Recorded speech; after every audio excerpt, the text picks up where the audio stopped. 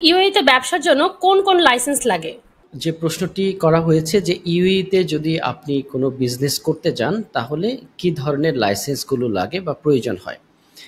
এটি একটি গুরুত্বপূর্ণ প্রশ্ন এই জন্য যে সংযুক্ত আরব আমিরাতে আপনি লাইসেন্স ছাড়া বা লাইসেন্স বলতে যেটা হচ্ছে বিজনেস করার পারমিট যেটাকে বলে এটি ছাড়া আপনি কিন্তু কোনো বিজনেস করতে পারবেন না।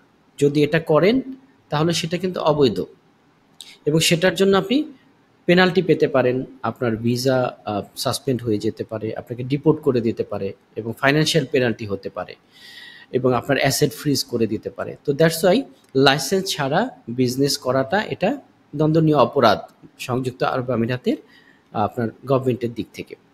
তো এখন প্রশ্ন হচ্ছে যে আপনি যদি বিজনেস করতে চান তাহলে কোন ধরনের লাইসেন্স করবেন। এখন এই প্রশ্নের উত্তরে হবে যে আপনি কোন ধরনের বিজনেস করবেন। আপনি যদি ট্রেডিং বিজনেস করেন তাহলে আপনি কমার্শিয়াল লাইসেন্সগুলো বা ট্রেডিং লাইসেন্স যেটা সেটা করবেন। আর যদি এরকম হয় আপনি কোনো প্রফেশনাল বিজনেস করেন, যেমন ধরেন ট্যাক্স কনসালটেন্সি করছেন, এটা এক ধরনের সেবামূলক, বা আপনি ট্রাভেল এজেন্সি করছেন, সেবামূলক কোনো কিছু যদি করেন, মেডিকেল সার্ভিস দিচ্ছেন, এ জাতীয় ক্ষেত্রে আপনাকে যেটা করতে হবে সেটা হলো আপনাকে প্রফেশনাল লাইসেন্স নিতে হবে। আপনি যদি উৎপাদনমুখী কোনো কিছু হয় তাহলে ইন্ডাস্ট্রিয়াল লাইসেন্স নিতে হয়।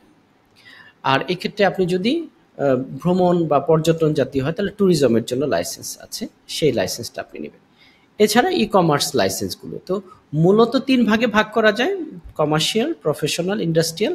আরও ২টি এডিশনাল আছে, সেটা হলো ট্যুরিজমের ক্ষেত্রে, যেহেতু দুবাই বা ইউএই একটা ট্যুরিজম স্পট, এটার ক্ষেত্রে আলাদা একটা সেগ্রিগেশন আছে, কিছু কমপ্লায়েন্স আলাদা আছে।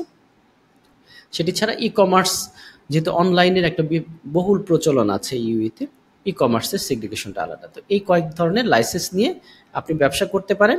শুরুতে অবশ্যই গুরুত্বপূর্ণভাবে আপনি জেনে নেবেন যে আপনার যে কাজটি করতে যাচ্ছেন সেটি কোন ক্যাটাগরির মধ্যে পড়ে। আপনি সেই ক্যাটাগরি আইডেন্টিফাই করে সেটার উপর ভিত্তি করে তারপর লাইসেন্সটি ইস্যু করবেন বা লাইসেন্সটি নেবেন। ধন্যবাদ।